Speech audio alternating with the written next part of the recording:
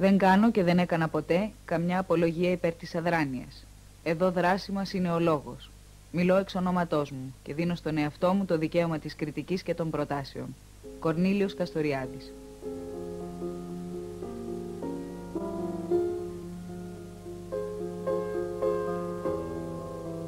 Καλά, οι χρονολογίες δεν ενδιαφέρουν και πολύ. Γεννήθηκα το 22 στην πόλη. Η οικογένεια ήρθε στην Αθήνα ένα μήνα πριν από την καταστροφή. Σημαντικά είναι οι άνθρωποι που παίξανε ρόλο στη ζωή μου. Φυσικά οι γονείς, ο πατέρας που είχε λατρεία για τη μόρφωση, άθεος, βολτερικός, φανατικός, αντιβασιλικός. Η μητέρα, πολύ μορφωμένη γυναίκα, λατρεία για τη μουσική.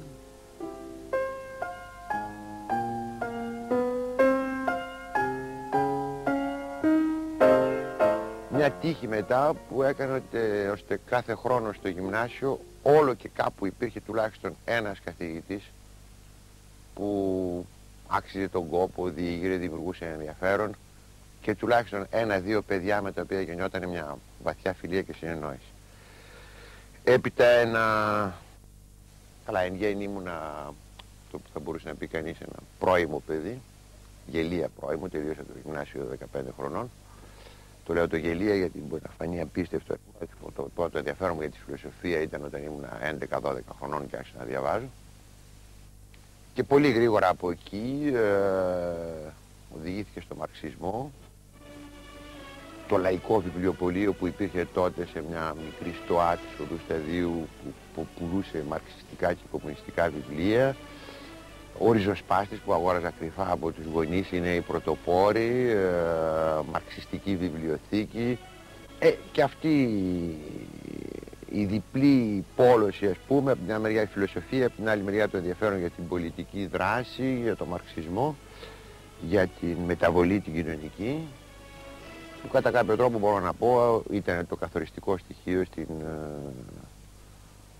στην όλη αργότερα εξέλιξή μου και κατά κάποιο τρόπο και σήμερα αυτό είμαι, ας πούμε. Δηλαδή αυτό που με ενδιαφέρει βασικά είναι από μια μεριά η σκέψη, αν μπορεί να πει κανείς, και από την άλλη μεριά η τύχη και η μοίρα της κοινωνίας και η δουλειά για μια κοινωνία που να είναι πιο ελεύθερη, πιο δίκαια. Ασφαλώς από τους ανθρώπους που εγνώρισα, αυτός που μου έδωσε την εικόνα ενός πολιτικού ο οποίος σκέφτεται χωρίς φόβο και χωρίς αυτοπεριορισμούς είναι ασφαλέστατα ο Σπύρος ο Στίνας. Τον γνώρισα το 1943 όταν ξέκοψα πια τελείως κάθε σχέση με κάθε ιδέα δυνατής αναμορφώσεως του Κομμουνιστικού Κόμματος κτλ. Και μπήκα στην τροτσικιστική ομάδα του Σπύρου του Στίνα, όπου σε αυτόν τον άνθρωπο βρήκα ένα είδος προτύπου αγωνιστή που δεν έχει ταμπού πολιτικά, ας πούμε. Το 1945 φεύγετε με μια υποτροφία του Γαλλικού Ινστιτούτου για τη Γαλλία. Ναι, φεύγω με 200 άλλους, έτσι, οι οποίοι φεύγουμε με ένα από τα πρώτα καράβια που φεύγουν από την Ελλάδα, ένα Αυστραλιανό που λέγεται Ματαρόα, είναι νεοζηλανδικό, δεν ξέρω. Και πηγαίνω πράγματι μια υποτροφία της γαλλικής κυβέρνησης στο Παρίσι, όπου είμαι εγκαταστημένος από τότε κατ' ουσίαν, εκτός από τις φορές που έρχομαι στην Ελλάδα, τα καλοκαίρια συνήθως, ταξιδεύω αλλού. Και εκεί συνεχίζεται μια πολιτική δράση και μια, ας πούμε, διανοητική δουλειά, δεδομένου ότι είχα πάει για να κάνω ένα ντοκτορά ντετά φιλοσοφίας, το οποίο δεν έκανα εν τέλει, από το οποίο είχα αρχίσει να δουλεύω και κατά κάποιο τρόπο συνέχεια δούλευα και δουλεύω, μπορώ να πω. Και από την άλλη μεριά ότι αμέσως μπήκα στο τροτσικιστικό κόμμα και δεδομένου ότι είχα διαμορφώσει ήδη από την Ελλάδα όλες αυτές τις ιδέες για την κριτική της γραφειοκρατίας, της Σοβιετικής Ρωσίας κτλ. Δημιουργώ εκεί με άλλους συντρόφους μια τάση η οποία βγαίνει μετά από το τροτσικιστικό κόμμα το 48-49 και βγάζουμε το περιοδικό Σοσιαλισμός Βαρβαρή, το Σοσιαλισμός η Βαρβαρότητα. Το πρώτο νούμερο βγαίνει το Μάρτιο του 49 και το τελευταίο, το 40, βγαίνει το καλοκαίρι του 65. Το 66-67 και η ομάδα ίδια αποφάσισε να σταματήσει να λειτουργεί. Μετά ένα χρόνο ήρθε ο Μάιος που έδειξε άλλα πράγματα, ας πούμε. Δηλαδή έδειξε ότι κατά κάποιο τρόπο η ιδέα που είχαμε ότι το κοινό του περιοδικού ήταν απλώς παθητικοί καταναλωτές δεν ήταν σωστή. Γιατί φυσικά ο Μάιος έδειξε ότι κατά υπόγειο ασφαλώς τρόπο, αλλά οι ιδέες του περιοδικού παρά τη μικρή του διάδοση είχαν τεράστια επίδραση και μπορεί να πει κανείς κατά κάποιο τρόπο έπαιξε ένα μεγάλο ρόλο σε όλο το κίνημα του Μάιου.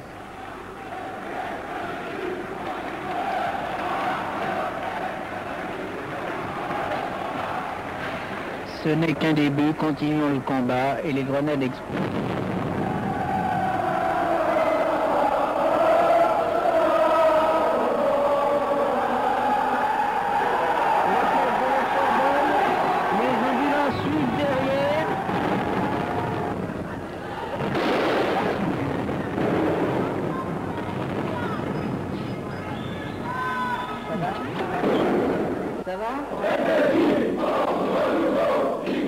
Ο Μάιος του 1968 χρωστάει πολλά στο περιοδικό «Σοσιαλισμός ή Βαρβαρότητα».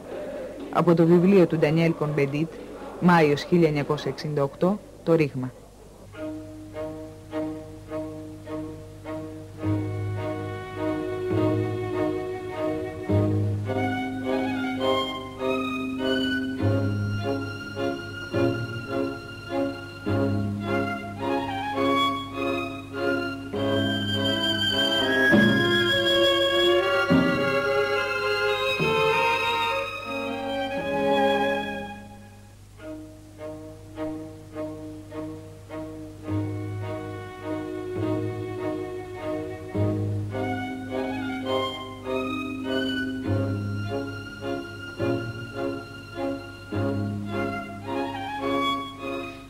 Ακούστε, όταν κυκλοφορεί το πρώτο τεύχος του Σοσιαλισμού η Βαρβαρότητα, κάπου γράφεται «Είμαστε η ζωντανή συνέχεια του μαρξισμού». Είμαστε εμείς που μπορούμε να δώσουμε συστηματικά και μόνον εμείς απαντήσεις στα μεγάλα προβλήματα του επαναστατικού κινήματος. Από τότε πέρασαν 34-35 χρόνια.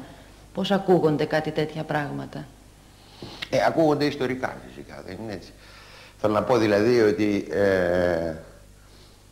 όχι μόνο δεν αρνούμε την ιστορία μου και την εξέλιξή μου, αλλά θεωρώ ότι αν δεν είχα περάσει από το μαρξισμό δεν θα ήμουν αυτός που είμαι και δεν θα μπορούσα να σκεφτώ μετά αυτά τα οποία σκέφτηκα. Όταν είχα περάσει από το μαρξισμό. Αν δεν είχα περάσει από το μαρξισμό.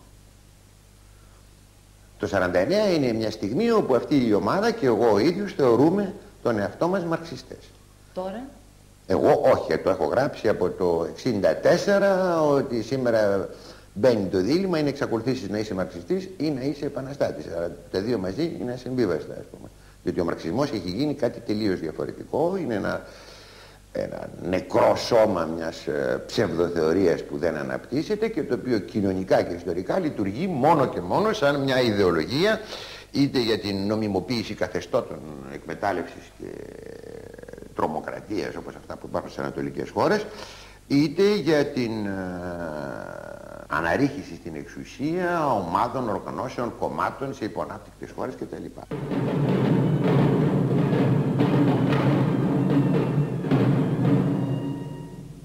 Ποιος είναι ο Κορνήλιος Καστοριάδης? Τι είναι ο μαρξισμός του? Ποια είναι η ιστορία της θεωρίας του? Ποια η επικαιρότητα των ιδεών του? Το ιταλικό περιοδικό Εσπρέσο, τον Αύγουστο του 1978, αφιερώνει 5 σελίδες στο βιβλίο του Κορνήλιου Καστοριάδη «Η γραφειοκρατική κοινωνία» με την ευκαιρία της κυκλοφορίας του στην Ιταλία. Το χαρακτηρίζει ως το πρώτο βιβλίο που διερευνά την κοινωνική φύση της Σοβιετικής Ένωσης, ως την πρώτη ανάλυση των σταλινικών καθεστώτων από τη μεριά της αριστεράς. Μελετώντας τη γραφειοκρατική κοινωνία, συνεχίζει το περιοδικό, διαπιστώνουμε ότι στη Ρωσία 60 χρόνια μετά την Επανάσταση υπάρχει πάντα μια κυρίαρχη κοινωνική ομάδα με την αρχική έννοια της λέξης, δηλαδή οικονομική, πολιτική, ιδεολογική.